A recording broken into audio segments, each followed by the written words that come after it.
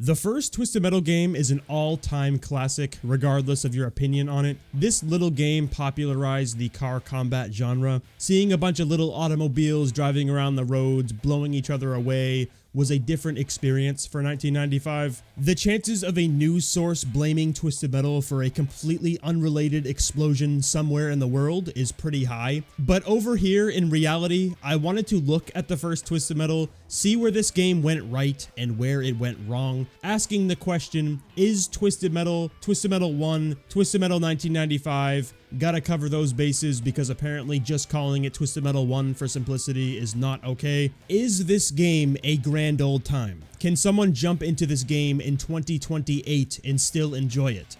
Well, that's what we're about to find out today. Right when you turn this spectacle of nature on, you are blessed with radical rocking tunes from your box TV speakers, or in my case, a modern headset because I'm emulating this game. For some odd reason, looking through the selection of characters gives off vibes of nostalgia, even though I don't have any for this entry. I was still a swimmer in my father's area under the belt when this game released, but it feels as if it's in the same vein as watching an old VHS tape. The feeling is unexplainable. There is an aura not present in any other title in this series. We can look through the various drivers, see what they can do, read small excerpts about them. You may notice these drivers blur the line of realistic and entering the ethereal plane with their designs. We got normal guys, a cop, a dead guy, demons, skeletons, everything you could possibly ask for. Regardless of choice, you will load into the arena where you can see posters of the other drivers set in a 1v1 battle to the death, which is honestly a nice way to start a tournament off. The level is very simple and straight to the point. Seeing the posters hung up makes it feel like these people actually signed up to do this. Watching an audience of pixelated blobs cheering in the bleachers, witnessing two possibly supernatural creatures battle it to the death in four-wheeled monsters. They really just nailed it with the first level. It's strange how this was never repeated in this series. In later entries, you always just spawn into a level and go. Most just look at the fact that you're just in a one-on-one and there's no one else, but if you take a look around you for a minute, you can kind of take everything in and realize how interesting this level is. Shockingly, this level can be quite annoying, especially for someone who has never played this before. If you're playing as someone like Spectre and you're forced to go against Sweet Tooth or Hammerhead, you're probably not going to have a good time, but as long as you can get the overpowered homing missile, you should be fine to defeat your singular opponent. After this, you will spawn into a city, slowly opening up the play space more and more. The opponent count has been increased from 1 to 3, where there are some ramps, alleyways, and obviously buildings. You are surrounded by a blockade, so there is zero escape. It's either everyone else dies or you die. Shocker, I know. Fortunately or unfortunately, depending on how you look at it, we share these city streets with a couple of other people. These asshats flying around in jetpacks, coming out of sewer holes, or standing on the sidewalk shooting missiles at us. These guys are called referees, apparently. I hate them, mainly because their missiles go through walls, so if you're on low health, they can actually kill you. It makes you really wish Marmaduke over there would just rip their throat out. What makes this increasingly frustrating is just like the opponents and vehicles you go against, these referees only shoot you and no one else. They are of course very weak in the health department, so it's not too obnoxious. I would just compare them to like Chinese water torture. Thankfully, when it comes to the core gameplay, fending off the endless attacks on you from all current angles, everything feels responsive, very tight, allowing you to maneuver around the map very easily. On top of that, there is a very good variety of weapons and traps, some that games going forward don't even have, like oil puddles, pit spikes, and catapults. For some reason those exist. I don't really get the point of them. Creating an engaging first experience for players to try out the wide array of pickups the game has to offer. Using those, you will surely defeat the goons attempting to stop the path of chaos you are causing on the streets. Bringing us to level 3, a septic tank looking ass highway. If you want to make driving down this thing an even more immersive experience, one could activate the series' only first-person view camera, letting us see the inside of your chosen character's automobile, giving a different perspective on how everything looks, or even how you play and maneuver around the level. Granted, if you are sensitive to flashing lights, this will not be a fun time. It's a bit egregious here. The flashing kind of ruins my interest to ever play the game in first person. I have suffered through it previously, getting some motion sickness and eye burning fun. I don't really want to do it again. This could have been iterated upon in later entries, alleviating these issues, but it just never returned. The first person view kind of makes Twisted Metal feel like one of those games that you'd find in the arcade. If a steering wheel was added into the mix, surely someone would have felt truly immersed into the experience. These were designed for the FMV endings, which were inevitably scrapped, but still kept in for the gameplay. We will 100% get to those in a bit. After finishing level 3, hearing the continuous rockin' cockin' tunes, we are brought to yet another city, River Park Rumble, which is essentially a copy-paste of the warehouse district, just a little bit larger and containing more enemies, with the count being up to 6 now. I do feel this is where players may start to get fatigued at this point with the over-redundant level design. You're just driving on flat grounds with little to no elevation, outside of small ramps here and there, of course. I understand this is the first entry. You do need to start somewhere, but looking at it from an unbiased, objective point of view, it is quite apparent why people would get bored of these levels. On top of sharing similar color palettes, everything just blends together, removing that gripping vibe that the first level had when we started. That level had a bunch of detail and intrigue, and then the other ones started to become more bland. If we move over to Suburbia, which is the level most people do praise from this game, for some reason, I still don't really know why, most of this level could be cut out, feeling a lot like Road Rage from Twisted Metal 4. This entire highway wrapping around the village here could be taken out, and the level wouldn't be hurt at all. It's just wasted space. Sure, the enemy count has been increased to 8 here, so possibly their idea was to give some breathing room to the player, but even still, like, there's plenty of areas to go around within the town when it comes to escaping your opponents. I just feel like Suburbia is way too big. I always find myself dreading this level since it takes a very long time to win in comparison to all the levels before it, taking up almost a quarter of the playthrough sometimes. Eventually, you will get through the true Twisted Metal 1 gauntlet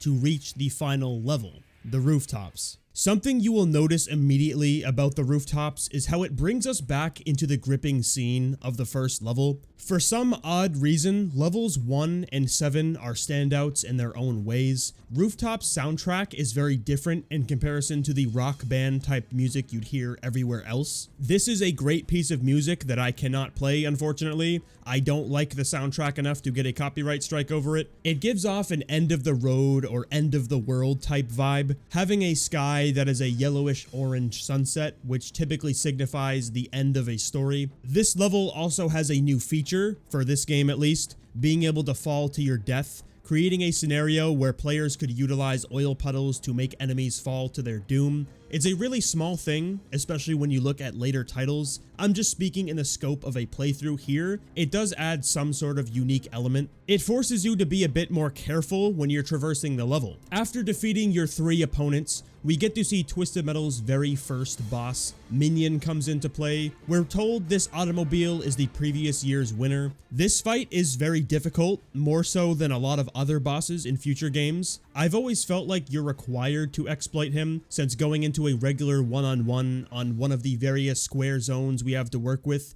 he's probably going to pummel you. Minion has the ability to use almost every special weapon on the roster, buckets of armor, unreal speed and handling. The powers just don't end, but if you really want to stop him, just sit on this ramp, keep looping around, fire shots at him. Eventually he will die. This exploit is like an age-old family secret. We get rewarded with a congratulatory message, and one of the most disappointing things since sliced bread, a wall of text. Being the only title in the series that does not have some form of animation or movie as an ending, surely it was disappointing to some players. You go through an entire game and then expect it to read at the end, like who wants to do that? There are of course a few like Outlaw that got a bit of a graphic. In his, the car is just spinning out into space. It's unfortunate most of the other characters didn't get this same treatment. We're just stuck with a flaccid Johnson of a payoff. But as Billy Mays always said, but wait, there's more. As I'm sure you're aware, those are not what the intended endings were supposed to be. Earlier on in development, like so early on the game was still being called High Octane in the cutscenes, each character had a full-on FMV ending made for them. If you've ever seen these, you know exactly what to expect. For me, I would love to know why there is a constant crinkling sound in the background of every ending, but thankfully, if you look over that, the actual content we are given is just pure gold. Oh, that's strange. It tastes like...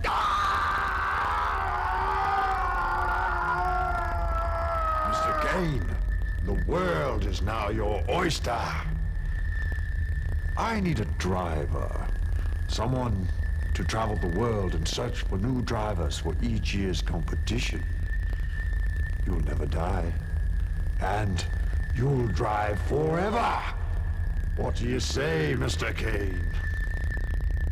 Sounds good to me, baby.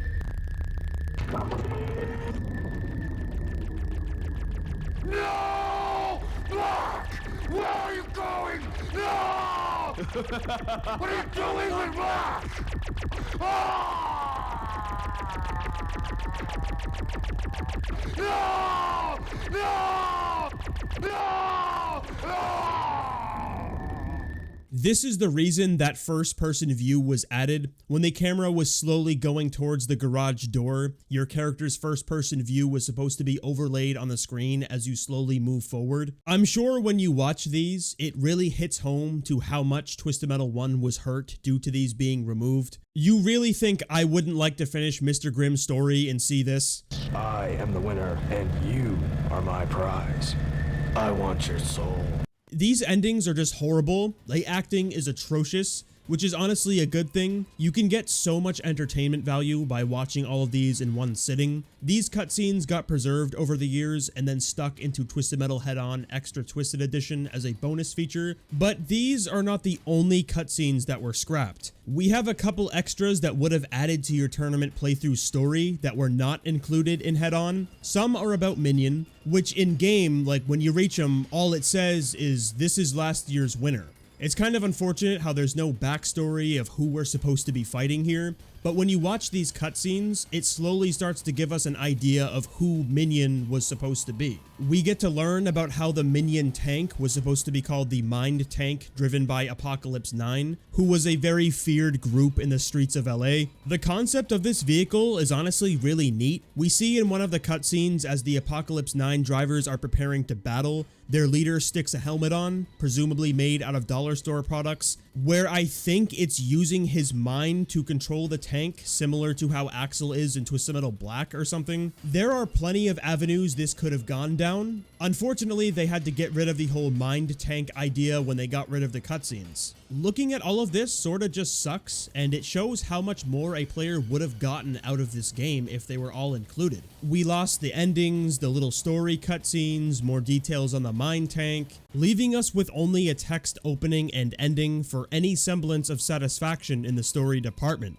The whole situation kinda sucks. Now, we just laid out how a first tournament playthrough would go for you. You'll see a creative, interesting first level, a few that follow, which are kind of bland, flat, or overly simplistic, finally reaching the rooftops where you get a memorable send-off, diving right into a wall of text after defeating the boss. The game overall has tight, responsive controls and a nice variety of weapons. But when you sit there looking at the roster again, I feel like this is where players may struggle delving back in to try another go at the game. Surely, while going through the tournament, you noticed what your opponents were doing or are capable of, probably seeing how a lot of them are similar in the special department. Boiling it down, a lot of characters just fire a missile adjacent attack that doesn't track. Of course, the damage number and visual is slightly different between them. Sweet Tooth, Crimson Fury, Darkseid, Yellow Jacket, Pit Viper, and Mr. Grimm, their specials are all the same on paper. shooting an attack that's traveling in a straight line. Roadkill and Warthog can be tossed into here as well, but the only difference between them is that their specials track slightly. When taking this into account, it does become very hard to say your experience from playthrough to playthrough will really feel different from one another. Obviously, there are characters with unique specials like Thumper, Outlaw, and kind of Hammerhead, which is only 3 characters out of the entire roster. That's not too appealing. If you look at a fighting game in comparison, which would be the best example to use for the time period, sure, all the characters punch and kick, but they have distinct playstyles that make you want to try them all at least once to find one that you enjoy. This game just doesn't have that. This is why not having live action endings makes it hard to grind the game out. Character similarities would be worth dealing with if we got to watch Charlie Kane smile at the camera after winning. We don't really get a payoff or a variety in gameplay. There's no carrot on a stick. It's missing the essence of what every future entry has. Games like Twisted Metal 3 obviously have stupid endings, but the characters behave differently to give that drive to test them all out. We are, again, talking about the first game here, but when being fair, that does need to be brought up. Simplicity isn't a bad thing, but over-redundancy is. My assumption is the development team did realize this and balanced the moldy elephant in the room around it, which is ramming. The differentiating factor given between characters is having various speeds, handling, and armor, which probably became obvious immediately after choosing your first one. If you picked a bigger automobile, at least one moment in your playthrough, you would see what happens if you had turbocharged an enemy, watch them get launched into the air, or lose 50% of their health in a quarter of a second. If you were a smaller car, you probably touched a destroyed enemy on the ground and instantly died, which can happen, by the way. I'm guessing this was implemented to create the stylistic differences in gameplay, since the functionality for practically the entire roster is the same without ramming.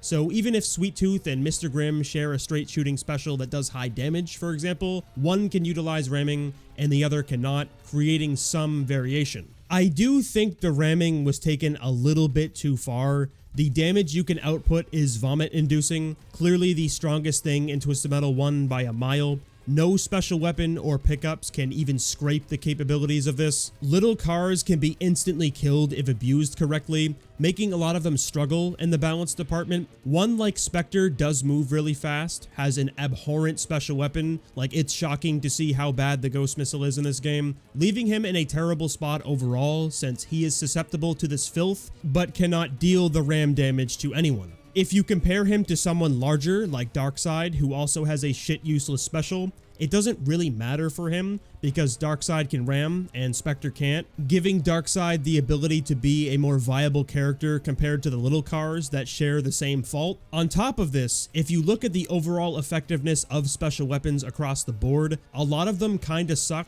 losing the essence of being, you know, a special weapon. There aren't many that have true impact on the battlefield, in turn, making ramming even more powerful. The way it comes off to me is like the character's special weapons are all overly similar, so the development team added the extra depth of making ramming differentiate the characters, then made it too strong, I presume unintentionally, making some characters become useless on the roster because no one's really going to enjoy playing them unless the person is dedicated to be a 100%er. Whenever I come back to this game, I'm never going to play Outlaw, Spectre, or Crimson Fury because they just suck. They're worthless. There isn't really much of an impact or fun factor to them. I'm always going to play Mr. Grimm though, because his special actually does damage, plus he has similar handling stats to Crimson and Spectre. The balance feels very out of whack to me. I typically go through the game with the same characters each time I turn this game on. Thankfully, there is an update that made this change. Sort of. Most people played Twisted Metal 1 on the PlayStation, probably still enjoyed it because regardless of the negative aspects brought forward, for that time period, it's a fun little game. Even now, you're gonna have at least some fun with it, but for whatever reason, Sony decided to put this game on PC, also releasing it in Japan. I would love to know the eloquent minds that concocted that idea. This style of game just doesn't really work for that demographic, but whatever. I'm still glad we got Twisted Metal 1 on PC, since obviously the graphics are much better in comparison to the PlayStation version. Each level has a lot of detail, more so than the PS1 as well, allowing the setting to be more gripping. Levels that looked like shit before honestly look great here. It is literally night and day with Highway Loop for me. On PC, you can see all of the city lights in the background, everything stands out, the road you're driving on is much more detailed, making it all pop. Rooftops looks fantastic with the art style done here, seeming to be more like Twisted Metal 2 actually. Another very interesting change was how the player can set the time of day, which I use very loosely because that's not actually what you're doing. We have a slider in the options to pick morning, afternoon, and night. I'm guessing this was put in for people who have computers where the game wouldn't run on it. The render distance can be turned down so everything becomes smoother. This is a creative way to implement that. It's a very simple thing, but playing in complete darkness can be a very interesting change of pace. It makes the player need to be more focused on their minimap, adding an extra layer of difficulty if you want that. Your biggest takeaway though will be how Darkseid and Crimson Fury have unique special weapons. On the PS1, they are literally clones of each other, just one can ram and the other can't.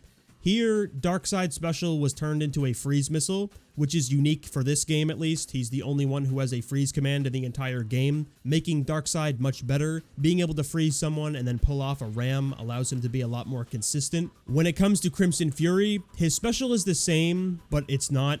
Instead of shooting out one laser, he shoots two, where it appears to have increased damage with consistent hits. I'm not entirely sure on that one. Even still, you can deal massive damage with this character, honestly making him become one of the best characters in the game. It's worth trying this version out if you haven't. You get a familiar experience with some fresh things added in, where I've gotten to the point where I prefer it over the PS1 version. It's free to download online now. I'll have a link to that in the description if you want to check this out. So that covers everything with the first Twisted Metal. A tournament playthrough, balance, character diversity, cut content, and the PC port changes. Where I get stuck in a strange spot with this one, there are core aspects that make it fun if you enjoy an arcade-like experience. A major positive is that I've never really found anything to be unfair or frustrating to deal with. Whenever I've gone through the story, I know what to expect each and every time. The enemies behave in certain ways or have certain playstyles. There's no freeze locking. I don't need to deal with my button inputs not working like certain other games in this series. Ramming is the only thing that can be considered annoying here, but you're able to alleviate the frustration of that by just avoiding the larger cars if you're a small one. Your first playthrough will be a good time. The only real problem that comes in is after you finish it, expecting to replay the game. It only feels as if there are two play styles in this game overall, ramming and run and gun. Basically every special functions the same way, lessening the amount of strategies to be utilized by the player. I don't feel like there is much creativity in my hands here, making me not want to go through the game as every character again, unless I wanted to truly 100% the game just to do it. Repetition is this game's true fault. You can see it in level designs as well, like so much of the first Twisted Metal just feels identical. I think the best way a player could experience this game is doing it in bite sizes, going through the game every once in a while. You'll be able to return to it, you just won't be able to stick around for long, which is quite literally the experience I had. Playthrough 1 was enjoyable, playthrough 2 was fine, and then playthrough 3 got kind of boring.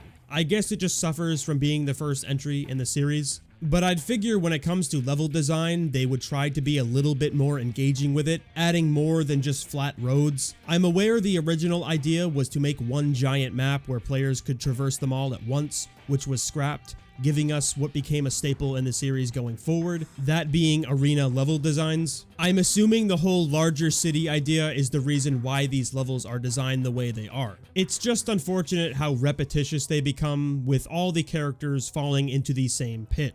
With all this said, I would still recommend this game if you haven't played it or haven't touched it in a long time. Twisted Metal 1 is a cult classic game that's worth experiencing at least once. Funny, even with the faults, I would still play this one over some of the other entries in this series. So now the ball is in your court. What are your thoughts on the Twisted Metal 1 1995 video game? Do you think it's a great experience or an awful one that aged like milk in the hot sun? As always, make sure to leave your thoughts in the comments below.